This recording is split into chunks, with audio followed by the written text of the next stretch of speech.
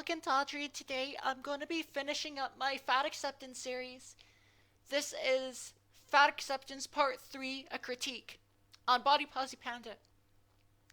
Fat prejudice and thin privilege. If you've never experienced any of the following things, then you are currently benefiting from thin privilege. Public harassment and humiliation based on your size, e.g., heckling in the street, public commentary on your clothing and food choices, people taking a picture of you without your consent, being stared at wherever you go, ridicule, snide comments, laughter. First of all, you're not a victim because of this. It's not like somebody is gay and somehow the other people found out and they're ridiculing them, or somebody is born with a deformity. You know, like a veteran actually losing one of their legs and getting laughed at. Probably not going to happen, that aforementioned thing, but seriously, it's not like that. You're not a victim. You can either do one of two things or two together. Grow a thick skin and or lose some weight. Public spaces are inaccessible to you because of your size. Airplane seats and other public transport seating in restaurants, cinemas, parks, etc. Your doctor not having medical equipment in the correct size for you, and when equipment like too small blood pressure cuffs are used, ratings are inaccurate and usually inflated. First of all, if it's public spaces that are inaccessible to you, generally you cannot fit in them. It's not like you're black and you can't go into a restaurant or you can't use a water fountain. That's inaccessible to you for legitimate, and there's legitimate reasons that you may critique it and try to dismantle that structure. But this is different. Having your size blamed for everything that's wrong with society, from economic crisis to global warming. People assuming everything about your character, both physical and mental, because of your size, e.g. being stereotyped as unhealthy, lazy, gluttonous, unintelligent, and unhygienic by people who've never even met you. Professional discrimination, e.g. being overlooked for employment opportunities, being paid less than thinner co-workers despite superior or equal qualifications. Maybe the equal and superior qualifications part is bad. It isn't really logical economically to pay for to actually sorry about that. It's not actually logical to pay someone for superior qualifications. Like, let's say you're at a desk job, okay?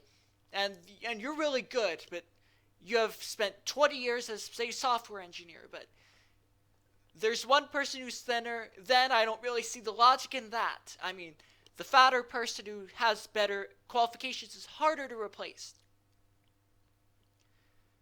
Also, about this sentence, and when equipment like too small blood pressure cuffs are used, ratings are inaccurate, you have no proof for that. All we have is this letter telling somebody to not partner with magazines and promote stuff.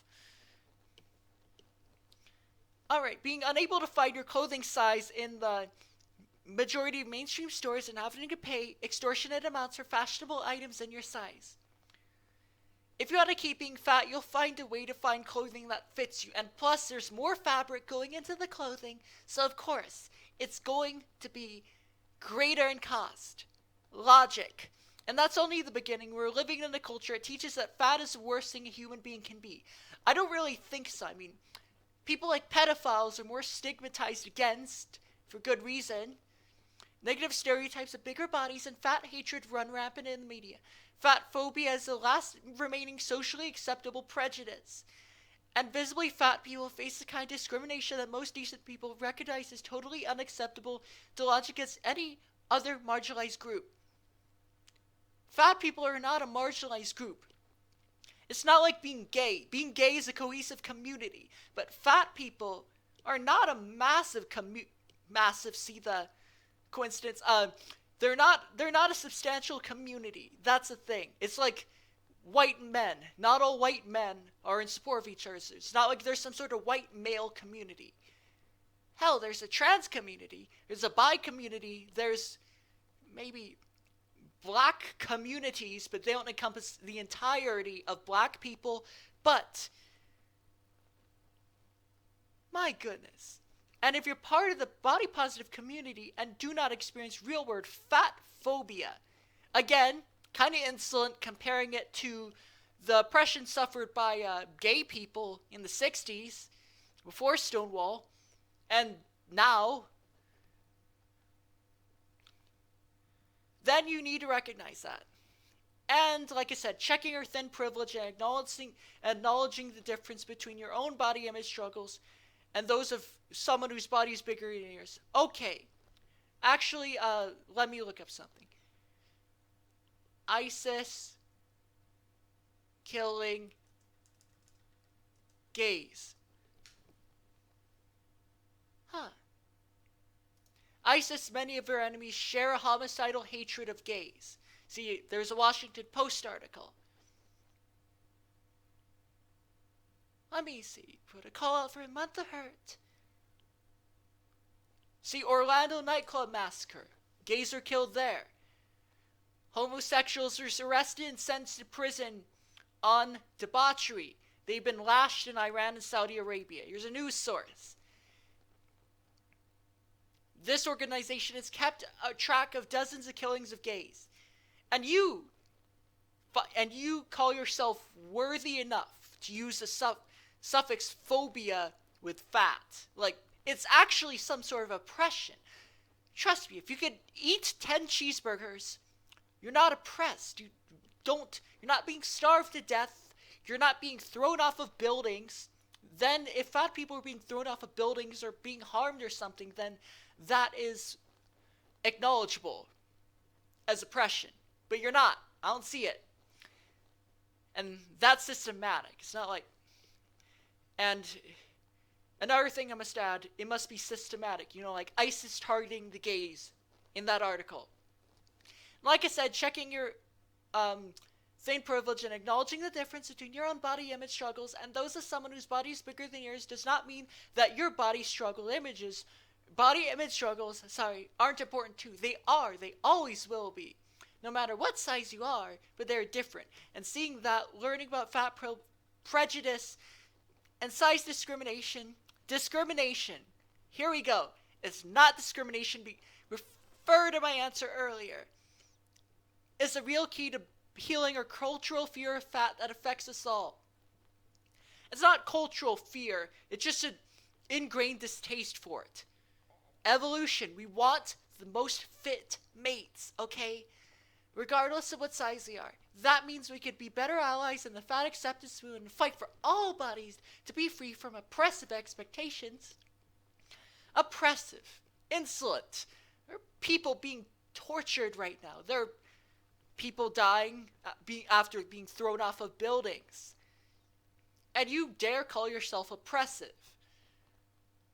Expectations and societal ideals. That's where the real Bopo party starts. There'll be no dancing because y'all are too fat to actually dance for longer than a few minutes. There's room for us all in the body positive community. No matter what size you are, if you have body image issues that you need to heal, then you'll be welcomed in with open arms like I was. We need to make sure that we're recognizing our privilege. That doesn't go for size either.